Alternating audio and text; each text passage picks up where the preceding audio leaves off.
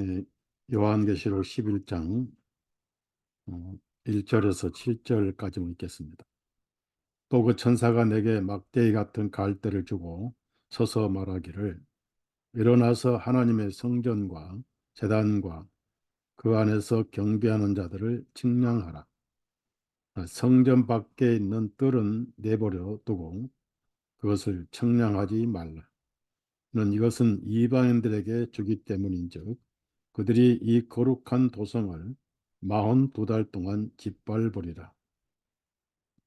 또 내가 나의 두 증인들에게 권세를 주리니 그들이 굵은 베옷을 입고 1260일을 예언하리라.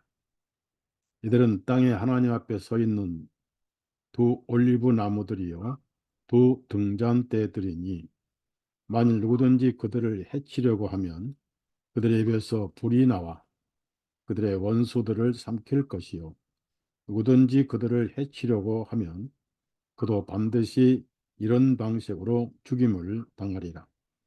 이들에게는 권세가 있어서 하늘을 닫아 그 예언하는 날들에 비를 오지 못하게 하고 권세를 가지고 물을 피로 변하게 하고 그들이 언제든지 온갖 재앙으로 땅을 치리로다.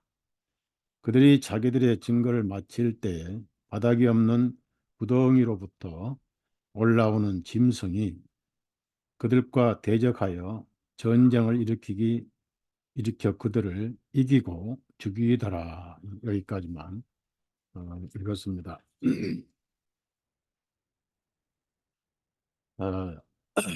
2000년 교회 시대는 계시록 시대입니다. 동시에 신약 성경이 이루어지는 특히 예언적인 면에서는 초대교회부터 우리가 변화해서 하늘로 올라갈 때까지, 즉 예수님이 재림하셔서 사탄을 지옥에 던져버리는 날까지가 전체 역사가 2000년 요한계시록 시대입니다. 사탄이 이 계시록을 읽지 못하게 하고 멀리하게 하고 알고 보면 쉬운데도 어렵게 만들어서 오히려 이단들만 계시록을 밝히는 것처럼 이렇게 분위기를 만들어놨어요. 세대주의가 그만큼 무서운 겁니다. 세대주의 교리는 계시록 4장까지만 땅에서 이루어지고 나머지는 교회가 소위 휴거한 다음에 7년간 이루어질 7년 대환란으로 이렇게 가리킵니다. 그래서 계시록 읽을 필요 없다. 심지어 킹제임스 성경으로 킹제임스 성경을 어, 부정하게 한 피터 라크만은 7년 대환란 때는 믿음과 율법으로 구원을 받는다. 또 천년왕국에는 율법으로만 구원을 받는다. 이렇게 괴설을 가르쳤습니다. 그런 것을 가감없이 한국에 번역 보고한 사람이 이송호란 사람이었습니다. 심지어 히브리서는 유대인들에게만 쓴 편지니까 읽을 필요가 없다. 사단이 얼마나 강교합니까? 히브리서는 구약의 레위기죠. 신약의 레위기입니다. 그런데 이 성경을 못 읽게 하는 거예요. 그래서 영적인 문맹을 만듭니다. 저 역시 초창기에는 세대주의 추종자였습니다. 그러나 하나님 앞에 돌이키는 죄짐을 진 그런 마음으로 집중적으로 이 문제를 파헤쳐 왔어요. 주님께서 또 거기에 많은 빛을 주셨고 작게나마 주신 만큼 외치다 가야 되겠다 해서 끊임없이 책도 쓰고 또 세미나도 하고 방송도 하면서 어, 외쳐왔습니다. 그래서 이장님 씨가 1992년 10월 28일 휴고한다고 아이들 계시 받았다고 하면서 대한민국을 혼란에 빠지게 했어요. 학생들이 학교로 안 가버려. 직장에 사표를 냈고 사내 피난처를 만들어서 9월 28일 휴고한다. 10월 28일. 그래서 제가 어떻게 하면 이걸 좀 나가야 될까 하고 할 때 SBS 방송국에서 찾아왔어요. 처음에는 시한부 종말론자로 알고 왔는데 취재를 2시간 하다 보니까 시한부 종말론을 차단하는 그런 사역을 하고 있는 걸 발견하고 그것이 알고 싶다 방송에 제 인터뷰를 2컷이나 올렸어요. 그 테이프를 지금도 가지고 있는데요. 그 다음에 8월 수양회를 마치고 우리 선교단체 이름으로 기독교 언론에 여러 개 언론에 성명서를 냈습니다. 이장님 휴거설은 사이비 이단이다라고 조목조목 광고를 때렸습니다. 그것을 이제 극동방송국에서 애매할 때 이것이 진짜냐 가짜냐 애매할 때 어, 그때 조용기 씨가 그런 직접 게시 분위기를 많이 만들어 놨거든요. 자칫 잘못하면은 성령 해방죄로 몰릴까 봐서 언론들이 어떤 판단을 내리지 못할 때 제 광고를 보고 용기를 얻어서 뉴스 시간에 이렇게 사이비 휴거설이라고 음, 광고문을 보고 발표를 했어요. 그걸 누가 들었냐면은 문화체육부 종무실장이 들었어요. 한참 혼란스러울 때 바로 저에게 전화 왔어요. 좀 도와달라. 어떻게 도울까요? 대한민국이 혼란에 빠지고 있으니까 시한부 종말론 막아달라. 알겠습니다. 해서 제가 조목조목 비성경적이고 사이비 이단이라는 어, 글을 찌라시를 만들어서 어, 상당히 큰 A4 용지 4장 정도 이렇게 광고지를 만들어서 무제한 인쇄를 해가지고 뿌리기 시작했습니다. 그리고 어, 종로가 통합 측 여전도 회관 빌려서 목회자들 세미나도 하면서 왕성하게 차단 사역을 했었어요. 에, 그런 것이 전부 세대주의의 부산물, 누룩 찌꺼기들이 이 한국 교회를 혼란스럽게 했습니다. 부산에서는 아이변자와 젖먹인 자의 화가 있다 해서 아이를 낙태한 사건이 많았고 부지기수 학생들이 학교를 다니지 않았습니다. 집을 팔고 마구 돈 다 써버리고 휴고한다. 그다음 막상 그날에 이제 그 단체들은 신혼 입고 밤 12시에 휴고한다고 하다가 아무 일 없으니까 방방 뛰었고 그런 가운데 이장님이는 돈을 챙겨서 통장에 30억을 예금을 한 아주 사기꾼이었죠. 그래서 깜빵을 가고 그래서 이 진리가 얼마나 중요한가 특히 계시록이 얼마나 중요한가 지금 세대주의 목사들은 킹제임스 성경을 가르친 사람들까지도 죽었다 깨나도 계시록은 풀지를 못합니다. 세대주의 안경을 보면 계시록은 절대 안 풀리거든. 하나님 말씀을 마귀가 그렇게 막아놨어요.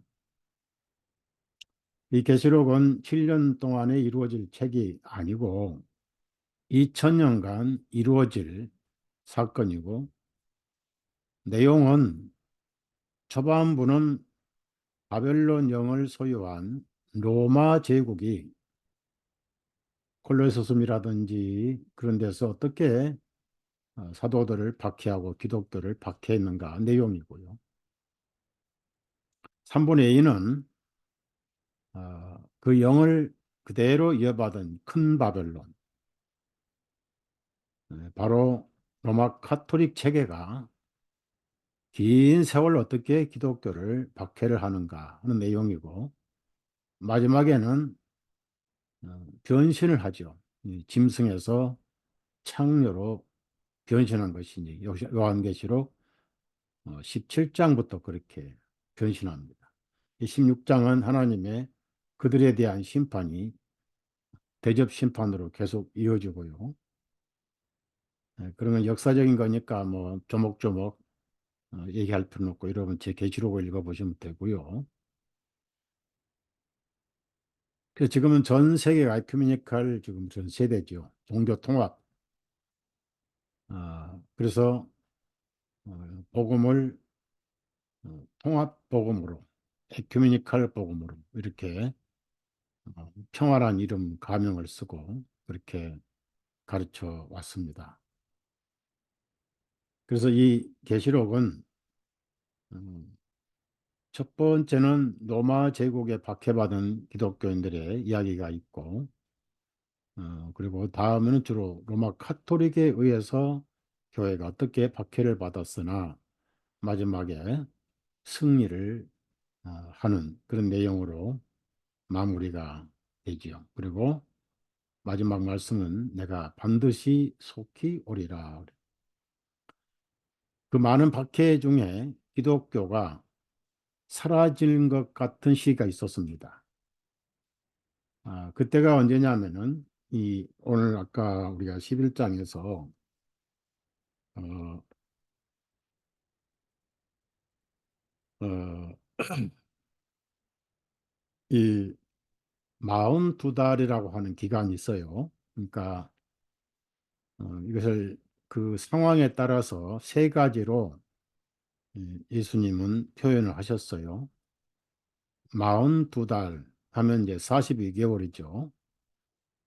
그다음에 한때, 두때, 반때 이렇게 또 표현을 한 기록이 있고요.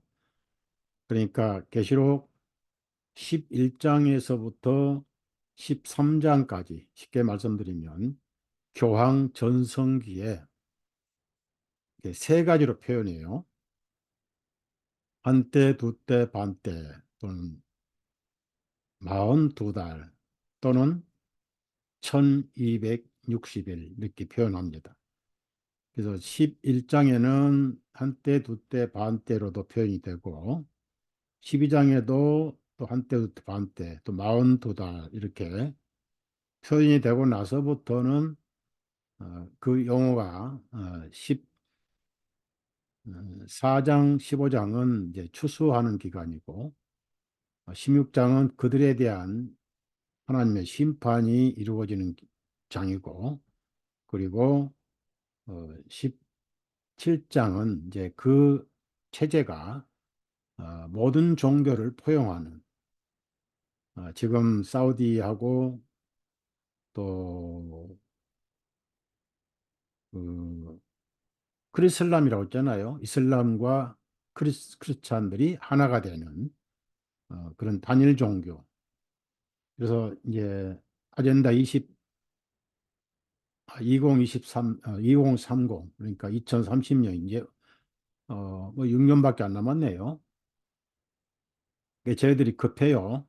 그래서 종교를 통합시켜 버리면 이제 루시퍼를 섬기는 종교가 이제 하나가 되죠. 루시퍼. 루시퍼를 하나님으로 섬겨요. 이사야 14장 말씀처럼. 그래서 기독교를 없애버리죠. 또 에큐메니칼 기독교만 남고요. 한국의 대표적인 에큐메니칼이 기장하고 통합책이죠. 뭐 한경희 목사가 교황 앞에 서서 교황 적그리스도는 앉아 있고 환영사를 낭독을 했어요. 그거를 제가 백주년 기념관에서 사진을 보여주면서 어, 통합 측하고 카톨릭을 공격하는 바람에 저에게 엄청난 박해가 들어오기 시작했어요. 이단 싸움도 오래 했고, 하여튼 저는 영적 싸움은 참 좋아했는데, 어, 많은 고통을 당했고, 어, 그래서 지금은 그럼 언제부터 한때, 두때 또는 42달, 1260일은 언제부터 시작을 하고 언제부터 끝나느냐. 이거를 이제 가지고 싸움을 합니다. 그리고 시대주의자들은 이 7년 다니엘 9장 27절에 일곱 번째 한일에, 그러니까 한일에는 7년이죠. 그러니까 일곱 번째 7년이 계시록 4장부터 시작한다. 그러니까 교회가 휴거할 때부터 재림할 때까지가 7년 대환란, 다니엘 70주가 이루어진다. 그래서 그걸 둘로 쪼개서 전 3년 반이고 후 3년 반이 있는데, 그리고 그 7년이 지나면 예수님이 지상 재림하셔서 1000년 동안 지상에서 통치를 하신다. 근데 재미있는 것은 제가 천년왕국이 없다라고 글도 쓰고 또 우리 홈페이지도 이제 올렸고, 그다음에 제가 카톡에도 여러 번에 보내드렸는데 구원이 없어요. 근데 구원이 없는 육신 덩어리만 있는 천년이 왜 필요한가? 제가 천년왕국 있나 없나 글에다가 조목조목 썼어요. 왕국 자체의 단어가 없고요. 리지온이라고 이제 다스린다, 통치한다 그런 말씀을 왕국으로 이렇게 밀레니엄이라는 말 자체가 라틴어예요. 여러분 라틴어는 성경적인 용어가 아닙니다. 로마 카톨릭이 라틴어로 미사를 하잖아요. 라틴어의 어원은 늑대의 젖을 먹고 자란 로물로스 로밀 이그 두 형제의 울음소리 나온 게 라틴어입니다. 그래서 라티누스라고 하는 단어에 붙은 알파벳에 붙은 숫자를 더하면 666이 돼요. 라틴 사람이다 그런 뜻이 바로 누굽니까? 교황 조직이 라틴 사람이고 동시에 숫자는 666이죠. 그런데 이 언제부터 42달이고 언제부터 한때 두때 반때고 언제부터 1260일인가? 안식교는 그것을 상징으로 이해를 합니다. 안식교는 7년 대환란을 믿지 않지요. 물론 중요하지만은 더 중요한 것보다는 덜 중요한 것은 믿어요. 정말 중요한 것은 믿지를 않습니다. 예, 토요일 날 무슨 안식이라고 지금도 날짜 가지고 따지고 있고, 그 사람들 갈라디아 4장 10절을 읽질 않아요. 믿지도 않습니다. 골로새서 2장에 있는 말씀도 믿지도 않아요. 안식일도 그림자라 실체는 예수님이다. 이런 말씀을 믿지도 하지 않습니다. 그래서 교황권이 그러니까 약 4세기 후반, 5세기 초에 교황 조직이 생겼어요. 그때 전까지는 콘스탄틴이 313년 기독교 옷을 바벨론 종교에 입힐 때, 그래서 속은 바벨론이고 옷은 기독교 옷이죠. 콘스탄틴이. 그래 그는 태양신 솔을 믿었고요. 솔. 그래서 햇빛 비치는 그런 것을 솔라이트라고 그러죠. 솔은 태양신. 그 아들을 죽였고 태양신을 죽을 때까지 섬겼어요. 그러니까 위장 기독교인. 그가 기독교의 십자가 형상을 가지고 들어온 사람. 니무롯 자손답게 사탄을 위해서 충실하게 일을 했죠. 그러다가 그가 이제 예루살렘으로 로마를 옮기겠다 해서 예루살렘으로 이동하다가 그때 비행기가 있었다든지 뭐 전차가 있는 것도 아니고 말 타고 가다가 못 가고 이스탄불이라고 하는 게 이스탄불, 터키 이스탄불이 있습니다. 거기서 정착해 가지고 새로운 로마를 만들었어요. 그걸 뉴 로마다, 뉴 로마다. 그래서 콘스탄틴의 도시다 해서 콘스탄틴노플이라는 이름을 새겼어요. 그러다가 나중에 터키, 오토만 터키가 정복을 해가지고 1400 여기는 전도해서 그때부터 지금은 거기가 오토만 터키 도시가 됐죠. 거기 유명한 소피아 성당이 있어요. 그 성당이 지금은 이슬람 모스크 예배당으로 이제 변해버렸죠. 터키가 지배하고 오토만 터키. 그래서 이제 파생된 것이 러시아 정교회입니다.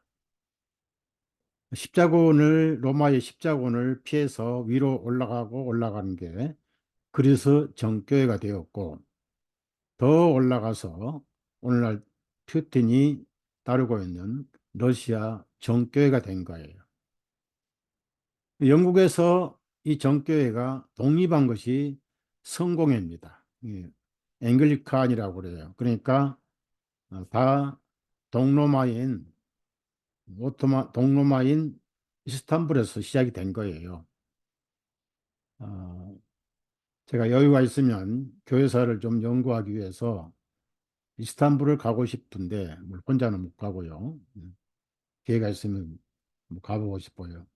계시록을 좀 더 연구하기 위해서. 그래가지고 러시아가 이제 정교회 종족이 됐죠.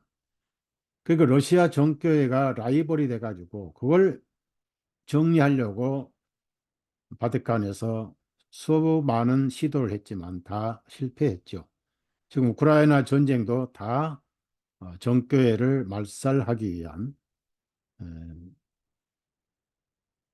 종교재판의 지속적인 전쟁입니다. 그래서 언제부터 그러니까 교황 시대가 될 때, 그러니까 콘스탄틴이 터키로 옮긴 후에 공백이 있었어요. 그 공백 기간에 로마 위장 기독교 감독들이 위조 편지를 만들었어요. 콘스탄틴의 편지다 해가지고 그래서 서로마의 권리를 교황에게 넘겨주었다는 위조 편지를 썼습니다. 그들이 만들었어요. 그래서 교황은 베드로의 권력도 가지고 있고 황제의 권력도 가지고 있고 지상과 천국의 권력을 다 받았다 해서 삼정관을 쓰고 있잖아요. 그렇게 해서 이제 두 열쇠를 가진 거예요. 교회의 열쇠와 황제의 열쇠. 그래서 바티칸은 두 열쇠를 가지고 표시하잖아요. 베드로에게 예수님이 천국의 열쇠를 주었다. 그럼 복음을 말씀하시는 것이지 무슨 열쇠겠습니까? 자물통은 율법이고 열쇠는 복음이잖아요. 마음도 열고 천국도 열고 예수님 피로 다 열어버렸는데 그 사람들은 이제 천국의 열쇠도 받았고 땅의 열쇠도 받았다 해서 교황은 그 마크가 열쇠가 둘이잖아요. 그래서 그때부터 언제까지냐? 그래서 대충 1800년까지다. 이렇게 해서 한때, 두때, 반때 기한을 그렇게 표시를 합니다. 마틴 루터가 종교 개혁할 때부터 그 이후까지. 그래서 1260년도 끝났고 한때, 두때, 반때도 끝났다는 것이 안식교 교리예요. 그런데 그것도 성경에 기록된 본 의미와는 아무 상관이 없습니다. 그래서 12장에는 또 교회가 여자로 묘사가 됩니다. 그러니까 어떤 사건을, 그러니까 동시에 이루어진 사건이 있잖아요. 이게 무슨 차례대로 한 장, 2장, 3장 이게 아니고 그렇게 그렇게 된 것이 아니고 흐른 것이 아니고 한 사건, 한 시간에 양쪽에 두 가지 사건이 일어난 거예요. 그러니까 그걸 이제 글로 쓰시다 보니까 차례대로 되는 것처럼 그렇게 표현이 되지만 사실은 두 가지 사건을 말씀하시는 거예요. 그러면 이 11장에 두 증인, 두 감람나무로 표시되고 두 촛대로 묘사가 된, 감람나무는 기름을 짜는 나무잖아요. 그다음에 촛대는 빛이잖아요. 성령님과 말씀이죠. 그다음에 1262일 동안 광야로 도피하는 여자가 있잖아. 그래서 그 상황을 다르게 표현하셨어요. 어, 두 증인이 죽어서 3일 낫을, 사흘 반 동안 죽은 시신을 구경을 해요. 구경을 합니다. 그러니까 3년 반이 아니고 3년 반에 대비한 사흘 반은 아주 잠깐 동안이란 거예요. 잠깐 동안. 그래서 사람들이 그 두 증인이 죽고 나니까 좋아서 서로 선물도 교환하고 칭찬하고 아주 좋아했어요. 이제 성경 보니까. 사흘 반 동안 구경하며 그들의 시체들을 무덤 속에 장사하는 것을 못하게 하리라. 그래서 세대주의자들은 이 두 증인을 문자 그대로 두 사람으로 봐요. 그래가지고 뭐 엘리야다 또는 뭐 에녹이다 이런 또 소설을 쓰는데 그렇지 않습니다. 숫자를 두 증인으로 축소하신 의미는 교회가 완전히 사라져 갈 것 같은 시대가 있다는 거예요. 그럼 교회의 사명은 뭐죠? 두 증인입니다. 복음은 두 증인이에요. 성령님과 말씀이고, 예수님이 왜 제자들을 한 100명 부르시지 기껏 12명 부르셨을까요? 그 12명이 지금 세상을 복음화시켰어요. 오순절에 3천 명이 구원을 받았잖아요. 그들이 가는 곳마다 복음을 전했습니다. 근데 왜 12제자가 필요했을까요? 첫째는 예수님의 증인이에요. 요한복음 16장에 너희들은 나의 증인이 되리라 그랬습니다. 성령님이 임하시면 너희가 능력을 받고 나의 증인이 되리라. 동시에 성령님도 증언하실 것이다. 예수님을 3년 6개월간 목격자들입니다. 밀착 생활한 목격자들, 증인들이에요. 그래서 그 증인은 몇 쌍입니까? 6쌍이죠, 6쌍. 그러면 왜 여섯입니까? 구약에는 하나님께서 사람을 죽일 때는 한 사람의 증언으로만 절대 죽이면 안 된다 그랬어요. 적어도 두 사람이 증언해야 된다. 왜? 개인 감정이 개입되지 않게 하시려고. 그래서 누가 가늠하다 체포되어 죽일 때도 두 증인이 있어야 돼. 개인 감정으로 죽일 수 있기 때문에 하나님께서 그걸 차단해 놓으신 거예요. 두세 증인의 말을 참종하라. 그럼 여섯은 왜 증인이 필요합니까? 세상을 향한 증인들이에요. 예수님을 증언하는 것이 복음 전하는 거예요. 여러분도 예수님을 가족들에게 증언하는 증인들입니다.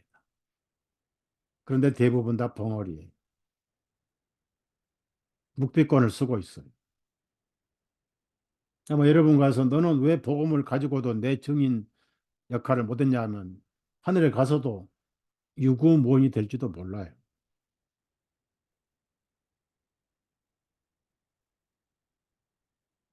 이것은 세상입니다. 그래서 세상을 향한 증언을 하기 위해서 제 아들을 부르신 것이 둘씩 둘씩 하다 보니까 여섯 쌍이 된 거예요. 세상을 향한 증인으로.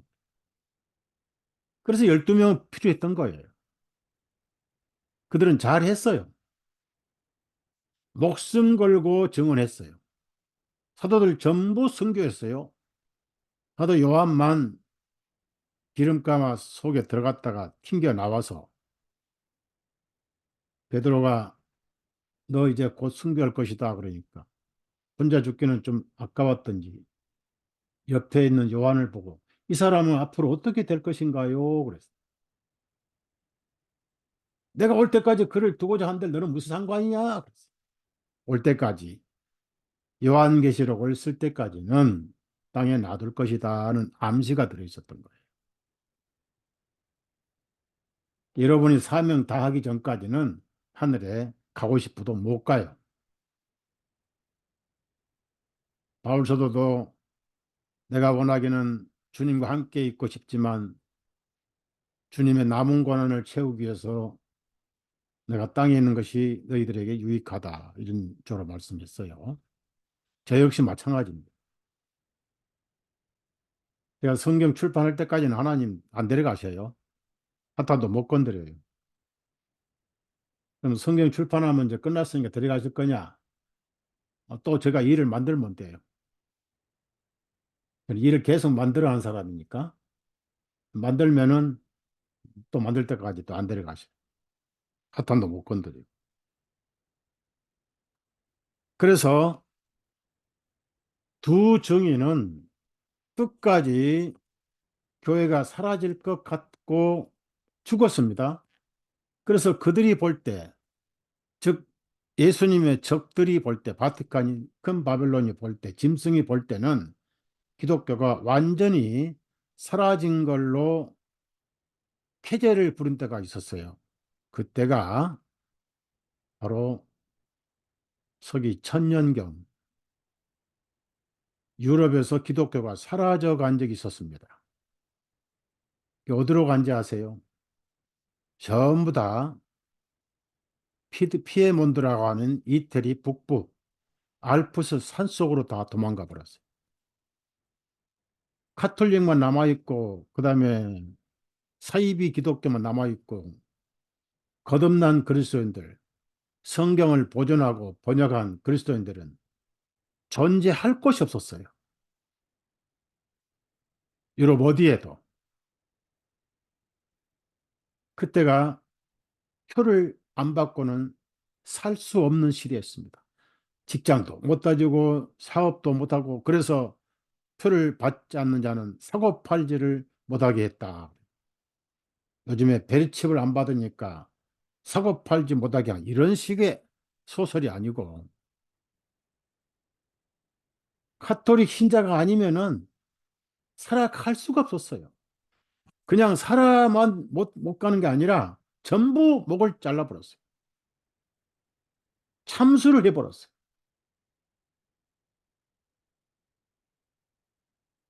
종교재판의 고문 도구가 얼마나 살벌한지 지금도 스페인 박물관도 있고 스위스라든 이태리 박물관에 소름 끼치는 지하 박물관이 있습니다.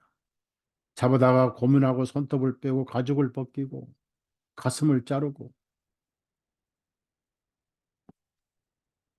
누가 그 글을 써서 방문에 글을 쓴 거를 제가 계시록에 인용을 했어요. 소름 끼쳐요.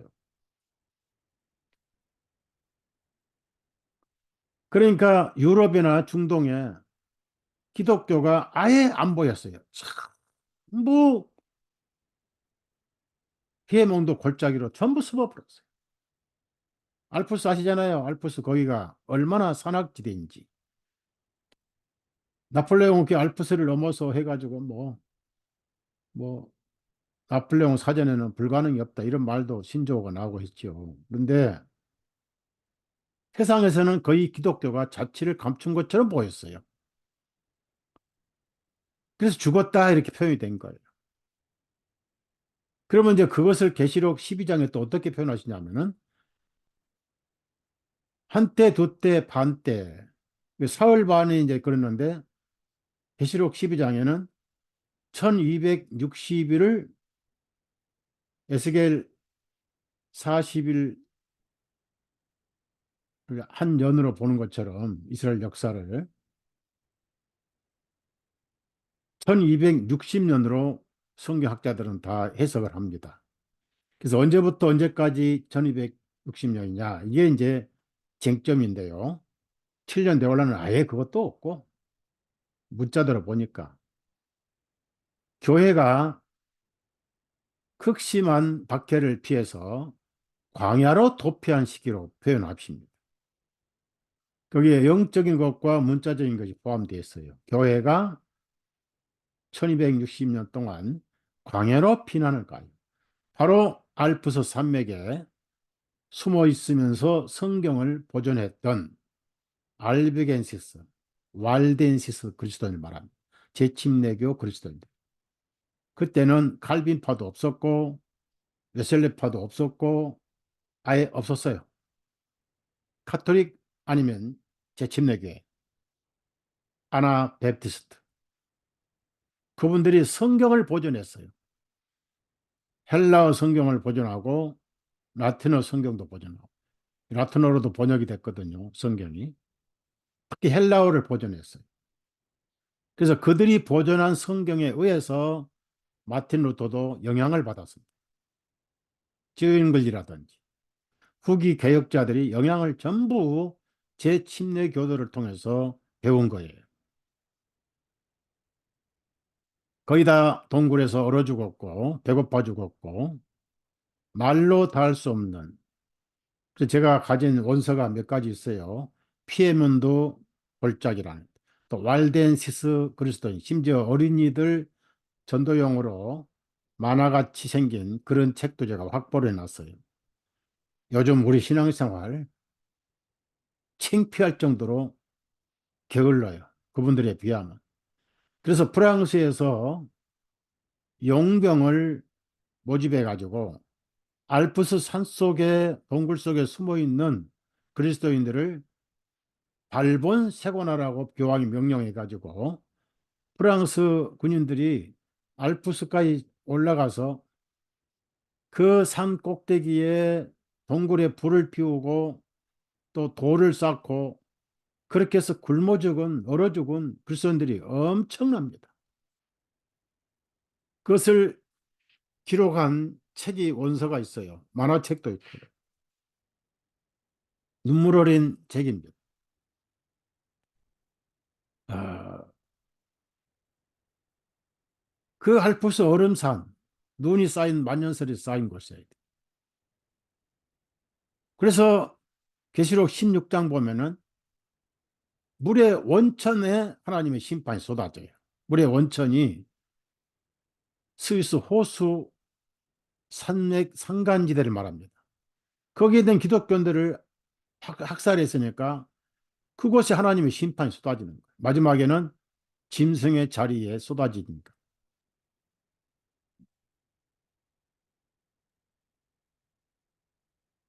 교황이 유배된 시대가 있었어요. 그래서 교황이 유배될 때 유언했지요. 빼앗긴 유럽 대신 아메리카를 성물로 바쳐라. 그래서 오늘날 아메리카가 바터리 앞장서는 창녀가 돼버린 거예요. 그런데 이 죽었다고 했던 교회가 부활했어요. 두 증인이 살아난 거예요. 그러니까 두 증인은 뭡니까? 왕성하게 복음을 전하다가 사라져간 죽은 것처럼 보이는 교회를 말하는 거예요. 그래서 그 복음이 얼마나 위대합니까? 사람 가슴을 떨게 하고 그러잖아요. 예를 들어서 5절, 6절 복음이 권세잖아요. 하늘을 닫는 것은 복음을 전하지 않으면 하늘을 닫게 되고, 그 어떤 그 물질적인 그런 물질적인 표현은 상징이지 문자가 아니에요. 그래서 큰 도성의 거리는 당시의 로마 카톨릭의 장자가 프랑스였습니다. 1572년 프랑스 바돌로메에서 대학살, 하루 만에 10만 명의 기독교인들을 학살당했죠. 바돌로메 대학살을.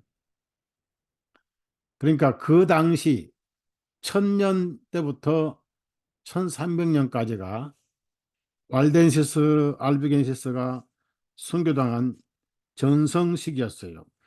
기독교가 완전히 사라진 것 같은 시대였습니다.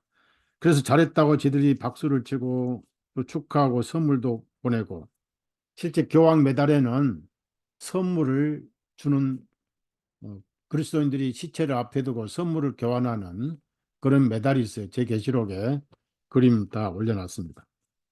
그러다가 잠깐 기독교가 없어진 사흘 반 후에 하나님께로부터 온 생명의 성령님께서, 계시록 11장 11절입니다.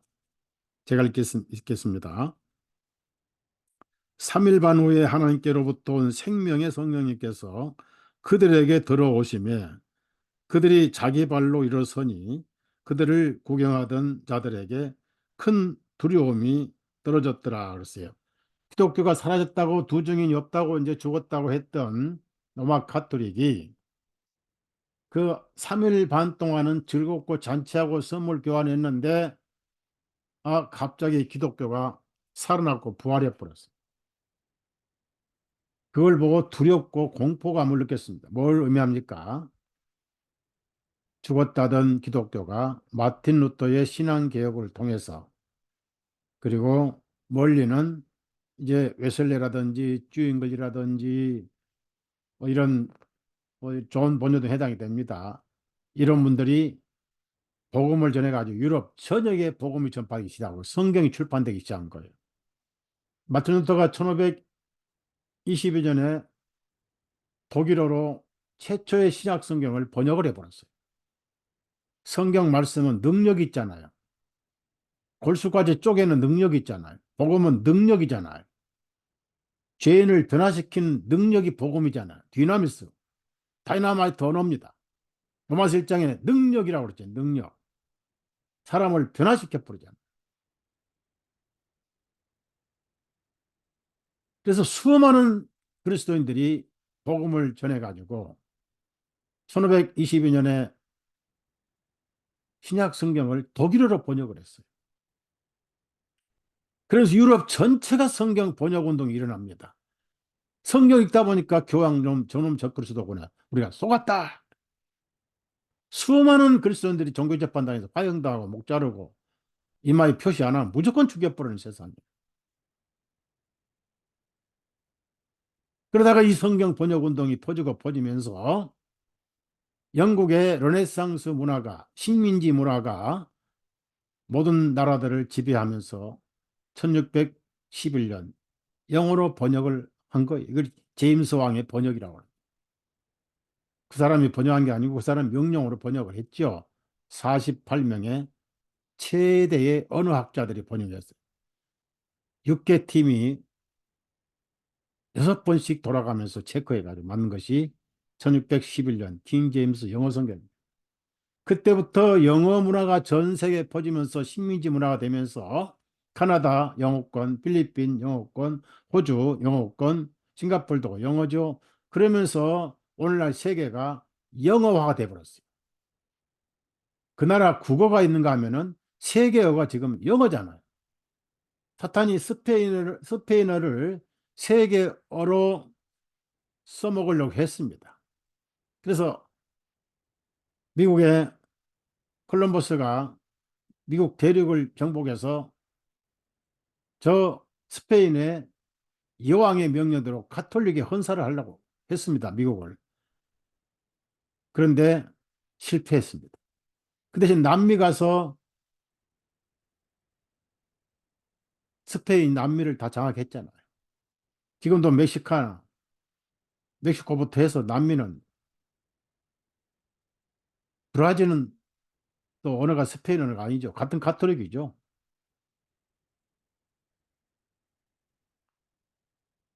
남미는 전부 가톨릭이.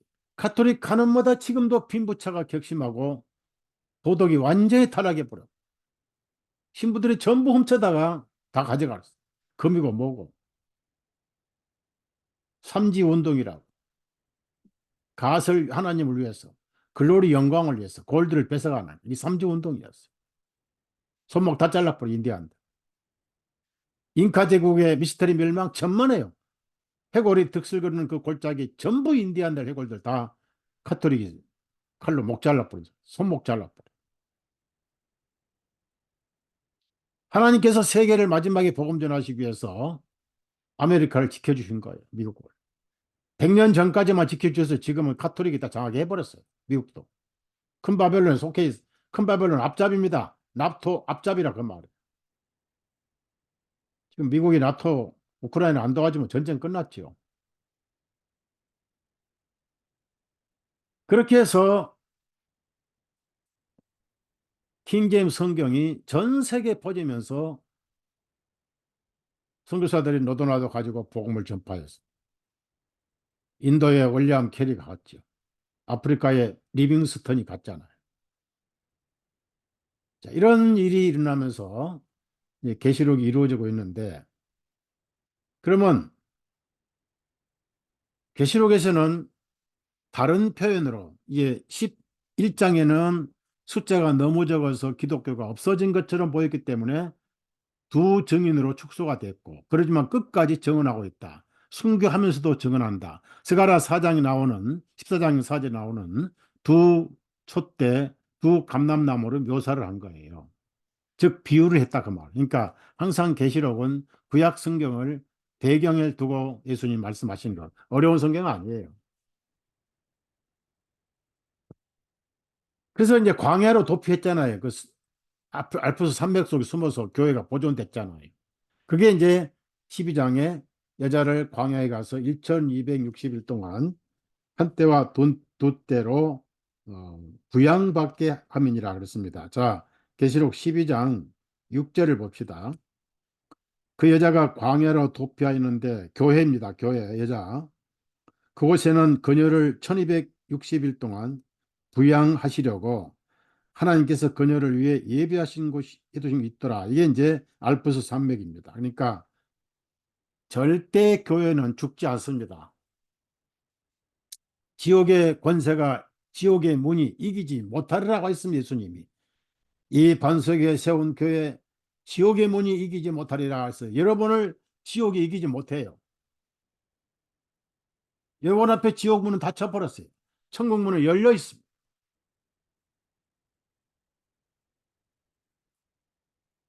복음의 능력은 지옥 문을 닫아버려요.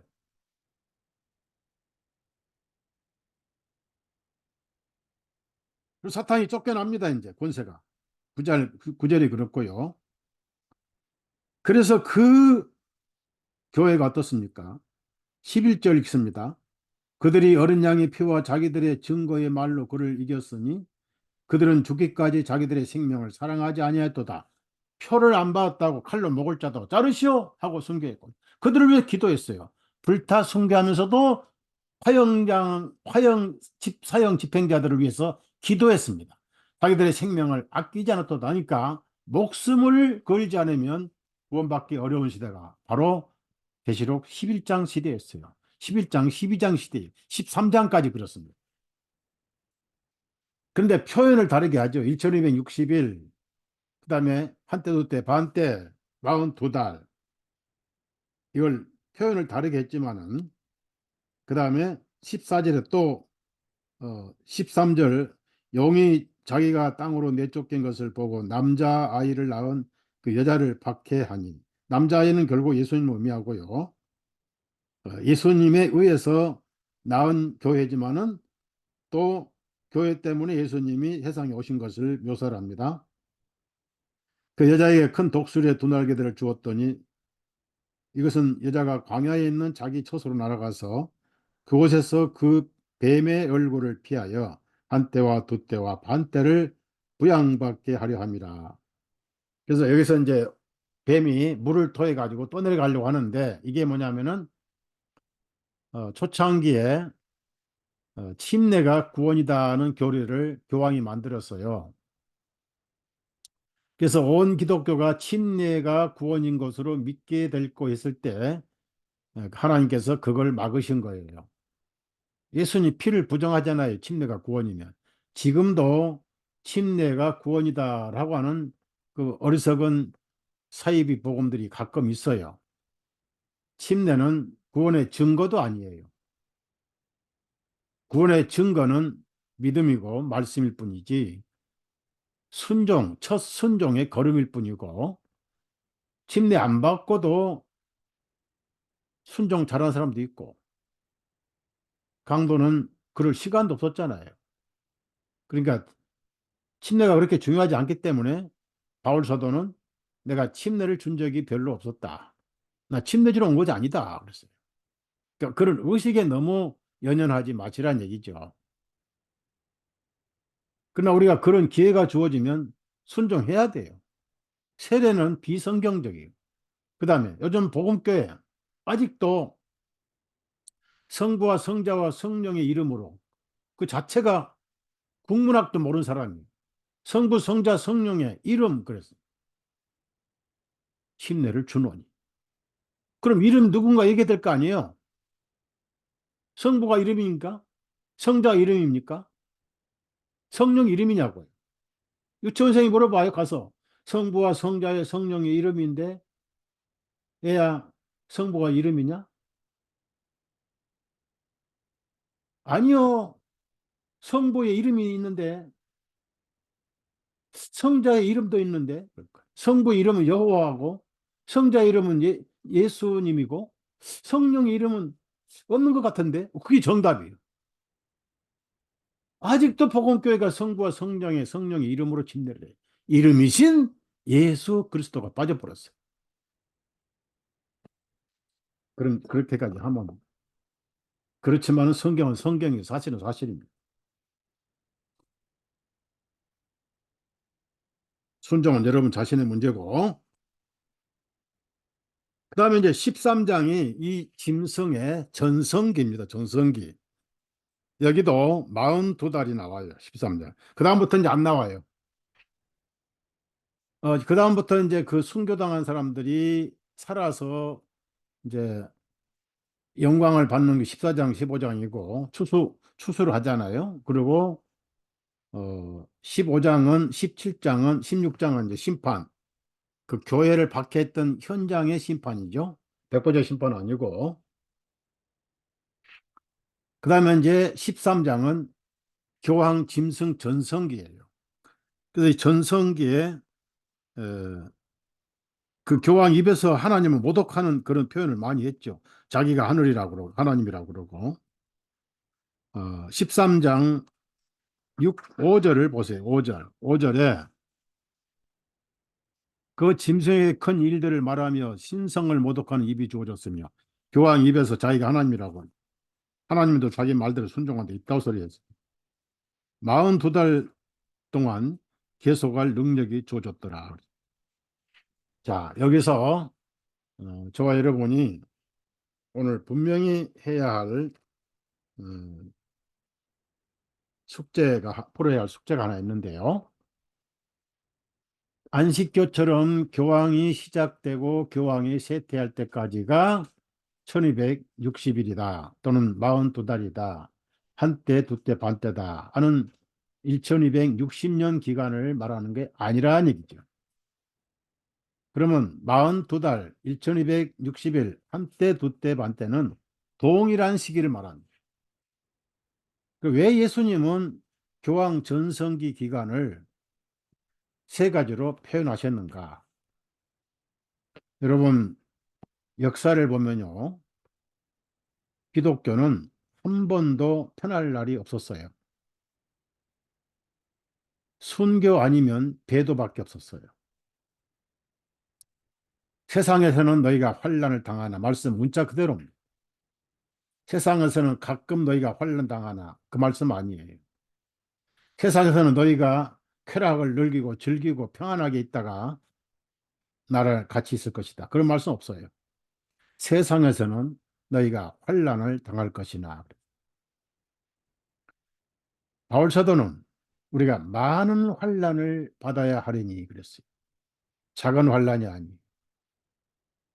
우리 대한민국의 옛날에는 구원받으면 가정에서부터 왕따를 당했어요. 학교 가서 교회 다니면 예수 믿다면은 예수쟁이라고 놀림을 당했어요. 그러다가 이제 서울에 사입이지만은 빌리그램이 오고 그 사입이 똘마니 김장환이도 오고 해서 번역하고 통역하고 해가지고 이제 기독교가 위상이 좀 높아졌면서 정치적으로 장로들이 대통령이 됐습니다. 김영삼 장로죠. 이명박 장로죠. 또 카톨릭은 카톨릭대로 또 위상이 높아졌죠. 그 서로 싸움했죠. 정치적으로.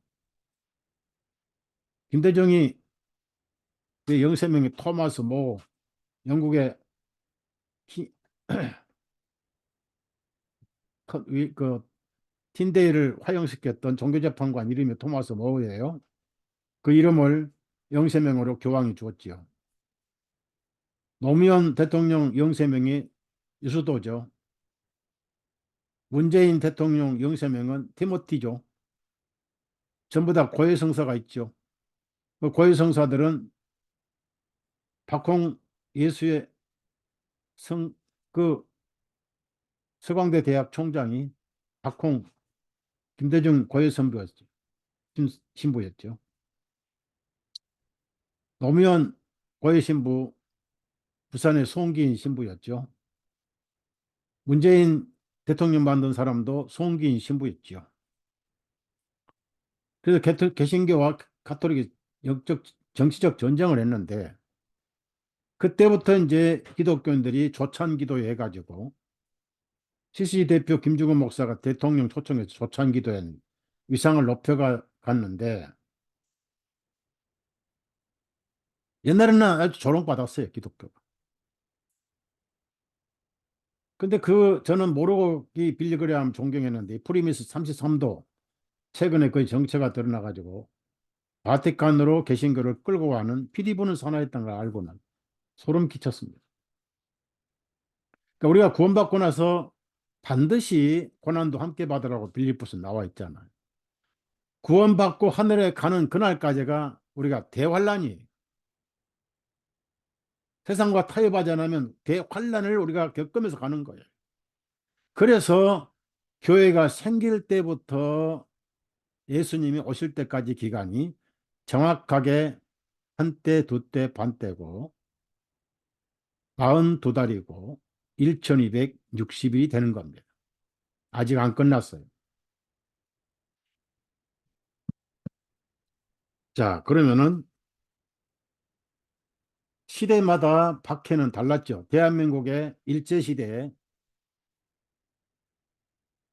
주기철 목사는 높방석을 걸어갔습니다. 그러다가 감옥에서 시름시름 앓다가 순교했죠. 손양원 목사 공산당들의 총에 순교를 당했죠. 제가 여기 교제하고 있는 어떤 장로님은 자기가 어릴 때 보는 앞에서 아버지를 납치해가고 어머니는 총살시킨 것을 눈으로 봤어요. 그 당시에는 그런 가정이 비참했습니다. 공산당 가톨릭 제수이트가 만들었죠. 리덕션. 일제시대에 유관순 누이가 만세 삼창에서 독립운동을 했고 제암리 기독교 교회 완전히 불태워버렸죠. 사람까지 다 불태워버렸죠. 성씨 개명을 하고 신사참배했어요. 그것이 8.15 해방으로 끝나자마자 몇 년 안 돼서 6.25 전쟁이 터져가지고 곳곳마다 교회 불타고 기독교인들, 목사들 끌려가서 북한에서 세뇌해서 공산당 선전원으로 삼았지요. 동수교회 사기꾼 교회입니다. 동수교에다가 돈 갖다 주는 사람들 전부 사기꾼들이에요. 그 돈이 전부 당원들에게 가고 가족들이 안 돌아갑니다. 미국이나 한국에 북한 갔다 온 목사들 전부 미인계에 다 걸렸어. 갔다 오면 벙어리가 돼.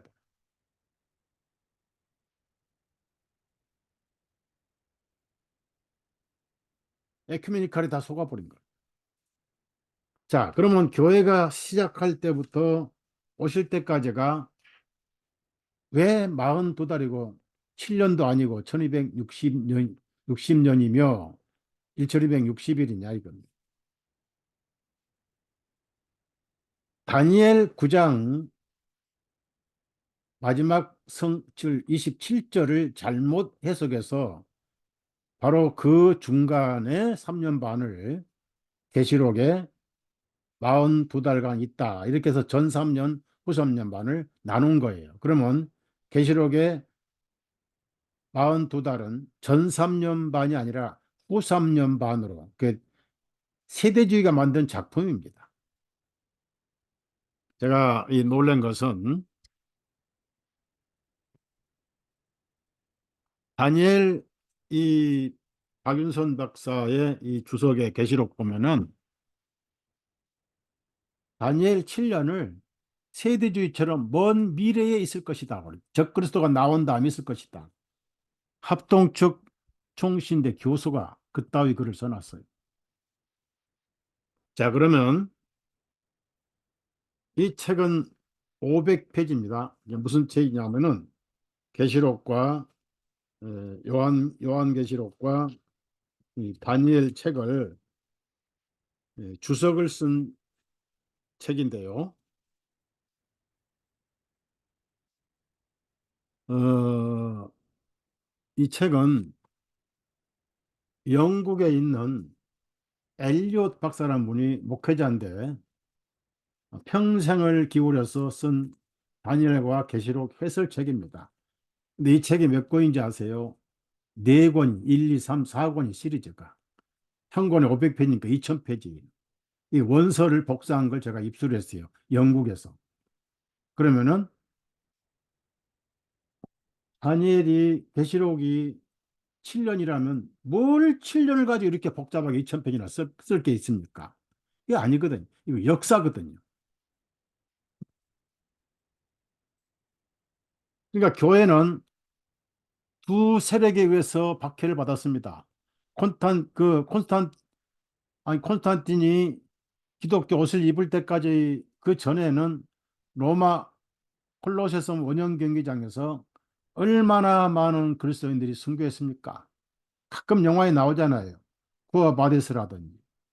예수님 영화에는 꼭 그쪽에 등장해요. 굶주린 짐승을 풀어서 그리스도인들을 통나무에 산채로 묶어서 콜타를 칠해서 밤에 횃불로 삼고 수천 명이 굶주린 짐승이 나와서 여자와 아이들, 노인들을 산채로 뜯어먹는 그런 쇼를 거의 매일 했습니다. 피 흘림이 없는 기독교가 없었어요. 지금도 중동에서는 기독교 인정 안 하잖아요. 힌두교 인정 안 하잖아요.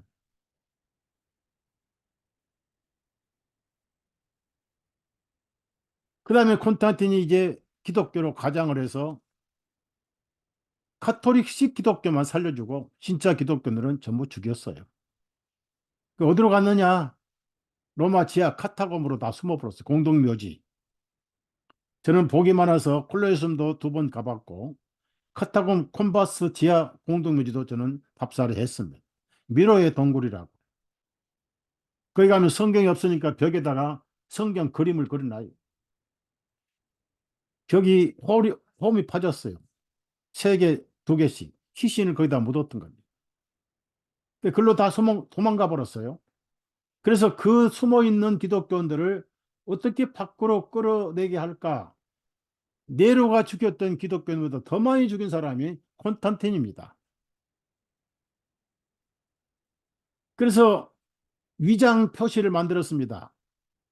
기독교인으로 가장해가지고 뭘 만들지 아세요? 성령을 상징해서 비둘기를 만들었고, 예수님의 만찬을 상징해서 빵을 만들었고, 그 다음에 제일 나쁜 것은 기독교인들 표시로 물고기를 만들었어요. 불행하게도 물고기는 여자의 생식기를 본따서 만든 사악한 표시였습니다. 기독교를 모독하는 일이었어요. 그걸 진짜 기독교인을 알고 서로 말을 못하니까 암호로 물고기하고 또는 빵 또는 비둘기하고 같은 동지군하고 믿었다 나와서 전부 체포됐고,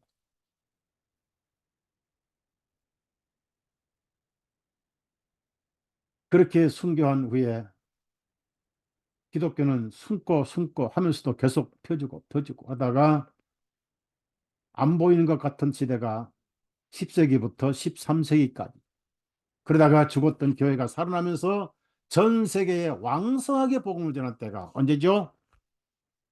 1600년부터 1800년 사이였습니다. 그때가 무슨 교회냐? 빌립보 교회였어요. 라오디게아 교회는 죽은 교회죠. 겉만 번지르하고 옷을 벗고 있으면서 입은 것처럼 착각하고, 영적인 눈은 맹인인데 본다고 큰 소리나 치고, 영적으로 아주 가난한데 나는 부자다 그러면서 큰 소리 치는 교회. 우리 시대 지금 기독교입니다. 그래서 교회가 세워질 때부터 예수님 오실 때까지 기간이 아직도 기독교는 박해를 받고 있잖아요. 미국의 유명한 기독교인들을 전부 에큐메니컬 지도자로 다 변경시켜 버렸어요. 미국의 카터 대통령 진짜는 거듭난 그리스도인이었습니다. 오늘 암살하고 지금 가짜 세워놨어요.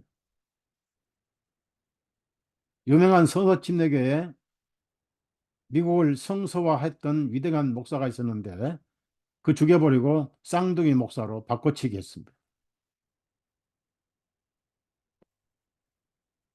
요즘에는 복제 인간이 많이 생기거든. 더블도 있지만. 진실한 기독교는 놔두질 않아요. 암암리의 지도자들은 암살해버려요. 1260년 아직 안 끝났습니다. 그러면 왜 시작됐느냐?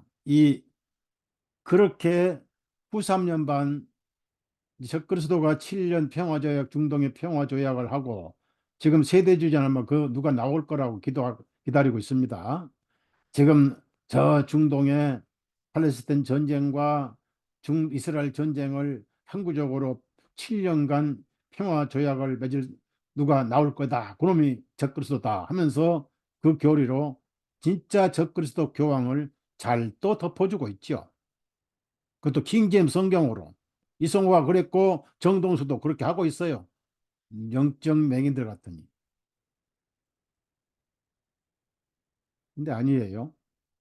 그래서 전 3년 반은 예루살렘의 성전을 건축하게 하고 그 누구죠?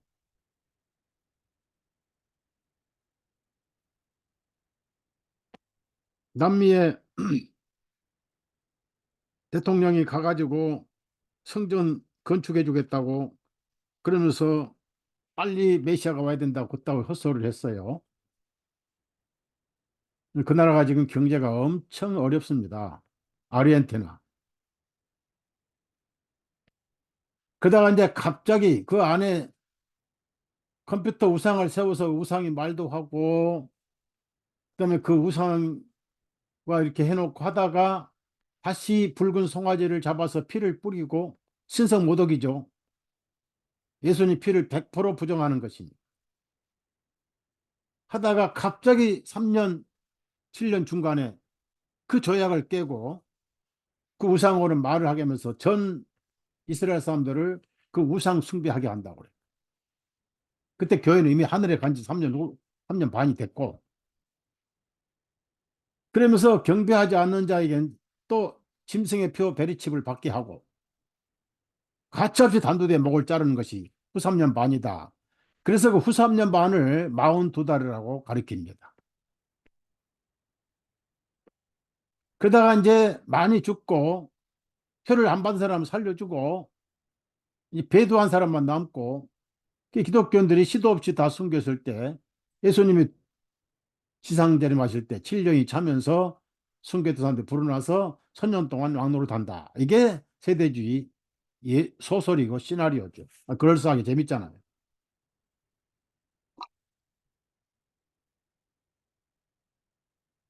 여러분이 아실 것은 오늘 확실히 여기 말씀 들으면 아실 것은 다니엘 9장 27절과 계시록 전 3년 반이나 후 3년 반, 3년 반과는 전혀 상관이 없어요.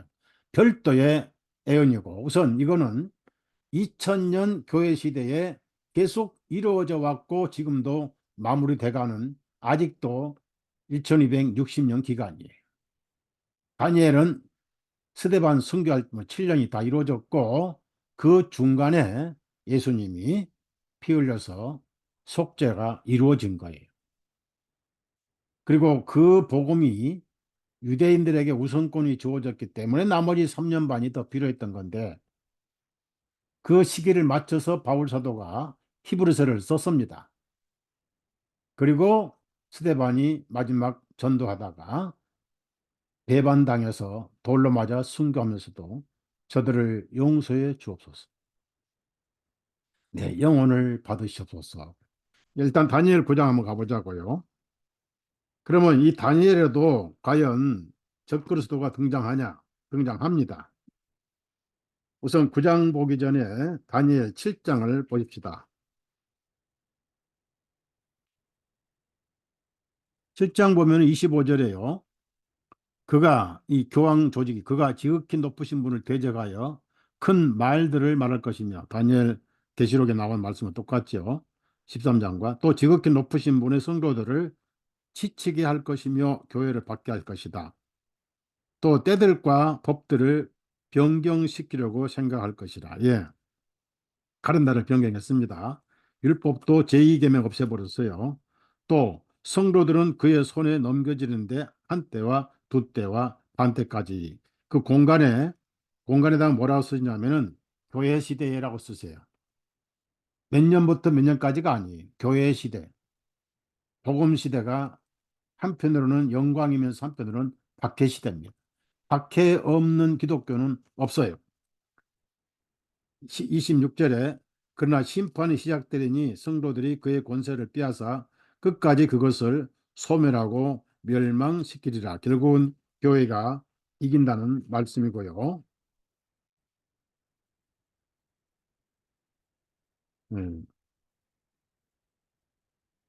그다음에 이제 다니엘 12장에도 이제 그 나오는데 거기까지는 이제 우선 다니엘 9장을 보시면요. 70주 하면은 490년이죠. 그러면 여기에 왜 70주냐면은 구약의 희년을 염두에 두신 거예요. 희년. 70주 400, 즉 77, 49 다음에 한 해가 은혜의 해잖아요. 50년, 희년. 모든 땅이 무상으로 돌아오고 노예가 해방이 되고 고향으로 돌아가는 죄의 노예에서 해방, 죄빚이 갚아지고 천국 고향이 무상으로 우리에 돌아오는 예수 그리스도를 말하는 거예요. 희년. 그걸 10배 더한 거예요. 490년이 차면은 예수님이 오시는데 그분이 희년이에요. 희년을 여러분 생각하시면 이해가 갈 거예요. 자, 그래서 24절에 70이 차면은 70주간들이 이제 차면 허물이 끝나고 죄들이 종결됐고 죄악의 화해가 이루어지고 영원한 의가 이루어지고 환상과 예언, 구약의 모든 예언이 이루어지고 적기 거룩하신 분 예수님에게 성령님이 임하실 것이다. 기름 부음이 임하실 것이다. 언제? 70일의 끝에 그렇다고 말해요. 그래서 이제 구체적인 내용이 7주간들과 62주간들이 있을 것이다. 이게 뭐예요? 합치면 69주간이죠. 언제까지 69주간이 찼냐? 예수님이 침례 받으실 때 30세 될 때 69주간이 찼어요. 그럼 예수님이 언제 끊어지느냐? 26절 보십시다. 62주간들 후에, 즉 합치면 69주간입니다. 후에 동그라미를 치세요. 후에. 69주간들 후에 메시아가 끊어질 것이니, 즉 7년 기간에 끊어질 것이니, 만약에 예수님이 7년이 남아있다면, 7년 대환에 남아있다면은 7년 62주간, 69주간 후에 끊어진다 했으니까 이 성경을 뜯어버리든지 고치든지 해야 돼. 다시 말씀드리면 예수님은 아직 안 돌아가신 거예요. 그 원리대로 말하면 세대주자들은 구원을 못 받았어. 예수님이 피를 안 흘리셨기 때문에. 예수님의 유언은 빵이 돼버린 거예요. 얼마나 무서운 교리입니까? 정확하게 69주 후에 예수님 돌아가시요. 7년 기간에. 다만 언제냐? 여기 나와 있어요. 7년 기간인데 그럼 언제 돌아가십니까? 중간에 나와 있습니다. 27절, 또 그분께서 많은 사람들과 더불어 한 주간 동안 그 언약을 확정하실 것이요. 예약된 것을 확정해. 컨펌.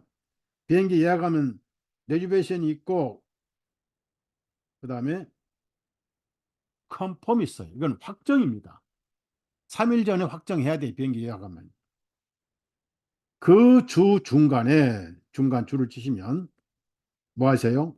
그분이 돌아가시면서 희생물 봉헌물을 폐지하실 것이요. 히브리서 9장 12절, 염소와 송아지 피로 아니하고 자기 피로 영원한 속죄를 이루사. 그래서 율법에 따른 희생물을 다 폐지해 버렸어요. 그래서 저는 이분을 그분이다 하고 과감하게 번역을 한 거예요. 눈치 보지 않습니다. 저는 성경 안 팔려도 상관없어요. 출판해서 빚만 졌지만은 저는 자랑스럽습니다. 누군가는 진리를 찾는 사람들의 손전등이라도 된 게 얼마나 감사해요. 반딧불 역할만 해도 감사할 일이에요. 그래서 계시록 3년 반은 7년과 상관이 없고, 그래서 7년 대화는 없고, 후 3년 반 이것도 없고, 교회가 생기자마자 오실 때까지 종교 체제에 의해서 박해받는 교회, 그것이 42달, 1260년, 그다음에 한때, 돈때, 반때라는 거예요. 세 가지 표현이 다 같은 걸 말합니다. 이 내용도 다 똑같고, 그다음에 제가 이 요한계시록을 언제 썼냐면은 이 책을 출판 때가 2003년입니다. 그래서 제가 어떻게 서점에 가서 우연히 한 4, 5년 후에 이 책을 봤거든요. 근데 이 책은 저보다 한 2년 전에 먼저 나왔더라. 저는 복음이 아닌 책은 뭐 보지도 않고 사지도 않거든요. 그게 먼저 나왔는데 제가 읽기는 2, 3년, 4, 5년 후에 제가 이 책을 구입해서 아주 신기해가지고 어째 나하고 똑같은 얘기를 하고 있는가. 그러니까 두 증인이 되는 거예요. 그래서 나중에 이제 이걸 구한 지는 한 3년밖에 안 되거든. 이걸 대한민국에 출판을 해야 돼. 누군가 해야 돼요. 이런 책이 진즉 나왔으면 그런 일이 없죠. 자, 결론을 내겠습니다. 여러분에 묻겠습니다. 엘리야 시대에 몇 년 동안 비가 안 내렸죠? 7년? 70년? 3년 반이었어요. 그 3년 반을 예수님은 염두에 두신 겁니다. 비가 안 내렸다? 배고프고 굶주리고 굶어 죽었죠. 복음이 없는 시대의 그림자입니다. 복음이 없으면 영원히 굶어 죽죠. 지옥 가죠. 엘리야는 누굽니까? 이세벨에게 엄청 박해를 받았죠. 계시록의 로마 카톨릭은 누구 영입니까? 이세벨 영이죠. 이세벨은 배신의 상징이고 음녀의 상징이었습니다. 로마 카톨릭은 이세벨이죠. 로마의 바벨론 종교도 이세벨이죠. 얼마나 많은 선지자를 죽여버렸습니까? 얼마나 많은 기독교를 로마 카톨릭이 핍박해서 기독교가 사라진 것처럼 보였습니까? 아까 계시록에 죽었다라고 했잖아. 스위스 알프스 산골짜기 동굴에 안 가면 만날 수 없는 것이 그 당시 기독교였습니다.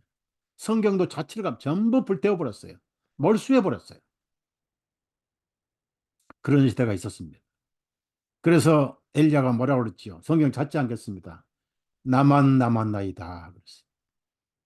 아니다. 내가 볼 때는 다 죽은 것 같지만 내가 볼 때는 바알에게 무릎을 꿇지 않고 거기에 입맞추지 않은 내 종이 7천이나 있다. 하나님은 실패가 없습니다. 알프스 산목에 피레몬도 골짜기에서 알비겐시스, walden시스 그리스도인들이 전부 죽어서 세상의 복음이 끝날 걸로 알았고 서로 웃고 선물하고 잔치했지만은 하나님께서는 다시 기독교를 살리셨어요. 그 뿌리가 아나베프티스트 제침례교회였습니다. 이세벨은 기독교 박해 카톨릭의 상징이었습니다. 그 기간이 3년간이 3년 반이었어요. 다니엘 야고보서에 그 얘기가 나오죠. 야고보서 봅시다. 야고보서. 야고보는 유대인이잖아요. 이 야고보는 예수님 육신의 동생이었어요. 성경을 잘 알죠. 야고보서 5장 17절 엘리야는 우리와 같은 본성을 지닌 사람으로서 비가 내리지 아니하기를 간절히 기도드렸더니 그 땅에 3년 6개월 동안 비가 내리지 아니하였고. 대환란입니다. 엘리야 시대 대환란이었어요. 2000년 기독교는 복음은 넘치는데 이세벨 때문에 박해가 내렸어요. 이세벨 선지자가 마지막에 엘리야가 갈멜산에서 이겼죠. 바알이냐 하나님이냐 선택하라. 누가 신이냐 누가 참 하나님이냐. 그래서 바알 선지자들 450명, 아세라 여신 선지자들 400명, 뭐 신도 남녀가 있나 봐요.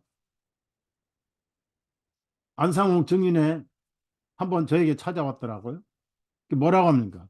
혹시 하나님 어머니를 아시냐고 그래요. 하나님 어머니요?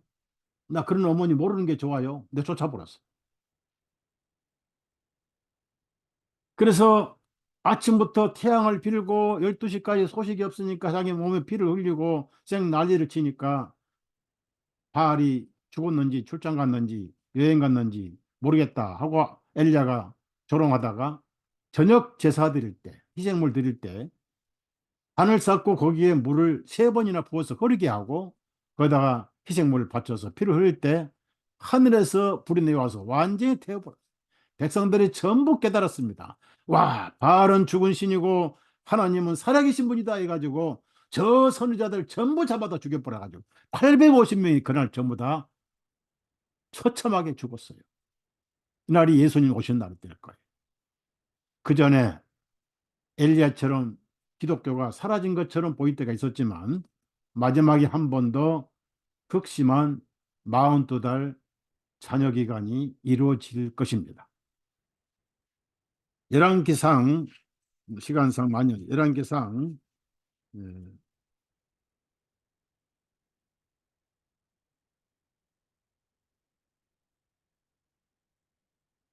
그 그러니까 그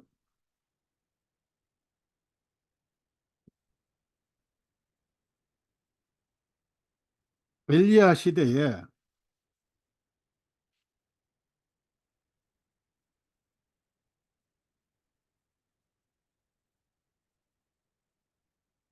열왕기상 18장을